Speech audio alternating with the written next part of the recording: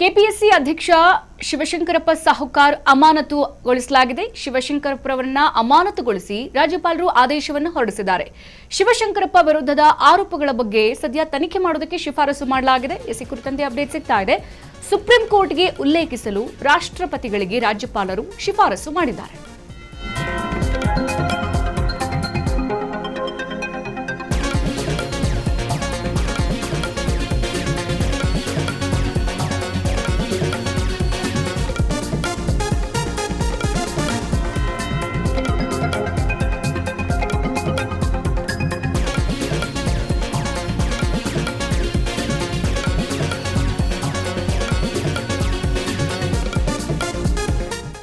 ಕರ್ನಾಟಕ ಲೋಕಸೇವಾ ಆಯೋಗದ ಅಧ್ಯಕ್ಷರಾಗಿದ್ದಂತಹ ಶಿವಶಂಕರಪ್ಪ ಸಾಹುಕಾರ್ ಅವರನ್ನ ಅಮಾನತುಗೊಳಿಸಲಾಗಿದೆ.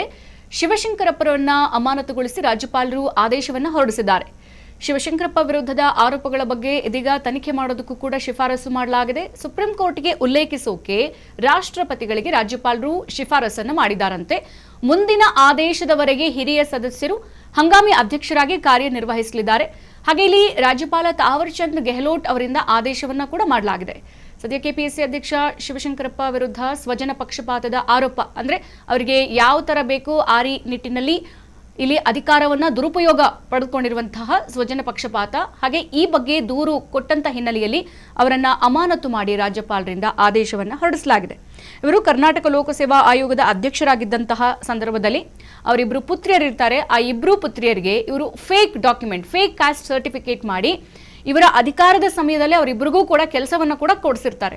ಸೊ ಹಾಗಾಗಿ ಇಲ್ಲಿ ಒಂದ್ ಕಡೆ ಅಧಿಕಾರ ದುರುಪಯೋಗ ಆಗಿದೆ, ಮತ್ತೆ ಫೇಕ್ ಸರ್ಟಿಫಿಕೇಟ್ ಮಾಡಿರೋದ್ರಿಂದ ಅವರು ಕೂಡ ಒಂದು ಉನ್ನತ ಹುದ್ದೆಯಲ್ಲಿದ್ದವರು. ಸೊ ಕೆಪಿಎಸ್ಸಿ ಅಧ್ಯಕ್ಷ ಗಾದಿ ಅಂತ ಅಂದ್ರೆ ಅದು ಸಣ್ಣ ಪುಟ್ಟ ಗಾದಿ ಅಲ್ಲ, ಅದಕ್ಕೆ ಆದಂತ ಮರ್ಯಾದೆ ಇರುತ್ತೆ. ಸೊ ಕೊಟ್ಟಂತ ಅಧಿಕಾರವನ್ನ ದುರುಪಯೋಗ ಪಡಿಸ್ಕೊಂಡು ಅಲ್ಲಿ ತಮ್ಮ ಮಕ್ಕಳಿಗೆ ಹೆಂಗ್ ಬೇಕೋ ಹಂಗೆ ಕಾಸ್ಟ್ ಸರ್ಟಿಫಿಕೇಟ್ ತಿದ್ದಿ ಅವರ ಪ್ರಮಾಣ ಪತ್ರವನ್ನು ಫೇಕ್ ಆಗಿ ಮಾಡಿ ಅವರ ಮಕ್ಕಳಿಗೆ ಸರ್ಕಾರಿ ಹುದ್ದೆ ಸಿಗುವಂತೆ ಮಾಡಿರೋದಿದೆಯಲ್ಲ, ಇದು ಬಹಳ ದೊಡ್ಡ ಘೋರ ದುರಂತ. ಹಾಗಾಗಿ ಈ ಆಯಾಮದಲ್ಲಿ ಸದ್ಯ ಅವರ ವಿರುದ್ಧ ಸ್ವಜನ ಪಕ್ಷಪಾತದ ಆರೋಪ ಕೂಡ ಕೇಳಿಬಂದಿದೆ. ಮತ್ತೆ ಈ ಬಗ್ಗೆ ದೂರು ಕೊಟ್ಟಂತ ಹಿನ್ನೆಲೆಯಲ್ಲಿ ಸದ್ಯ ರಾಜ್ಯಪಾಲರು ಅವರನ್ನ ಅಮಾನತುಗೊಳಿಸಿದ್ದಾರೆ. ಇಷ್ಟೇ ಅಲ್ಲ, ಸುಪ್ರೀಂ ಕೋರ್ಟ್ಗೂ ಕೂಡ ಹೆಚ್ಚಿನ ತನಿಖೆ ಮಾಡಿ ಅಂತವೂ ಕೂಡ ಪತ್ರವನ್ನ ಬರೆದಿದ್ದಾರೆ. ಸೊ ಎಲ್ಲ ಆಯಾಮದಲ್ಲಿ ಸದ್ಯ ಈಗ ಶಿವಶಂಕರಪ್ಪ ಅವರ ಒಂದು ಇವತ್ತಿನ ಕೆಲಸ ಏನಿದೆ, ಬೆಳಗ್ಗೆಯಿಂದಲೇ ಈಗ ರಾಜ್ಯ ರಾಜಕೀಯದಲ್ಲಿ ಬಹಳ ಸೌಂಡ್ ಅನ್ನ ಮಾಡ್ತಾ ಇದೆ. ಕೆಪಿಎಸ್ಸಿ ಅಧ್ಯಕ್ಷ ಗಾದಿಗಿರಿ ವಹಿಸಿದಂತಹ ಸಾಹುಕಾರ್ ಈಗ ಅಮಾನತುಗೊಂಡಿದ್ದಾರೆ. ಶಿವಶಂಕರಪ್ಪ ಅವರನ್ನ ಅಮಾನತುಗೊಳಿಸಿ ರಾಜ್ಯಪಾಲರು ತಾವರ್ ಚಂದ್ ಗೆಹ್ಲೋಟ್ ಆದೇಶವನ್ನು ಕೂಡ ಹೊರಡಿಸಿದ್ದಾರೆ. ಈಗ ಇವರ ವಿರುದ್ಧ ಈಗೇನು 2 ಆರೋಪ ಕೇಳಿ ಬಂದಿದೆ. ಈಗ ಇದನ್ನ ತನಿಖೆಗೆ ಒಳಪಡಿಸಿದ್ರೆ ಸಾಲು ಸಾಲು ಆರೋಪಗಳು ಮತ್ತಷ್ಟು ಕೇಳಿ ಬರಬಹುದು. ಯಾಕಂತಂದ್ರೆ ಮಕ್ಕಳಿಗೆ ಫೇಕ್ ಆಗಿ ಡಾಕ್ಯುಮೆಂಟ್ ಮಾಡಿದ್ದಾರೆ, ಫೇಕ್ ಪ್ರಮಾಣ ಪತ್ರ ಕೊಟ್ಟಿದ್ದಾರೆ ಅಂತಂದ್ರೆ ಇನ್ನುಳಿದವರಿಗೆ ಯಾವ ರೀತಿಯಲ್ಲಿ ಫೇಕ್ ಡಾಕ್ಯುಮೆಂಟ್ಸ್ ಕೊಟ್ಟು ಈ ಕೆಲಸಕ್ಕೆ ಹೆಂಗ್ ಇಟ್ಟಿಸಿರ್ಬೋದು, ಈ ಆಯಾಮದಲ್ಲಿ ಸದ್ಯ ತನಿಖೆ ಜೋರಾಗಿ ನಡೀತಿದೆ. ಮತ್ತೆ ಸುಪ್ರೀಂ ಕೋರ್ಟ್ಗೆ ಉಲ್ಲೇಖಿಸಕ್ಕೆ ಈಗ ರಾಷ್ಟ್ರಪತಿಗಳಿಗೆ ರಾಜ್ಯಪಾಲರೇ ನೇರವಾಗಿ ಶಿಫಾರಸು ಮಾಡಿದ್ದಾರೆ. ಇಂಥ ಅಧಿಕಾರಿಗಳು ನಮ್ಮ ಸರ್ಕಾರಕ್ಕೆ ಬೇಡ.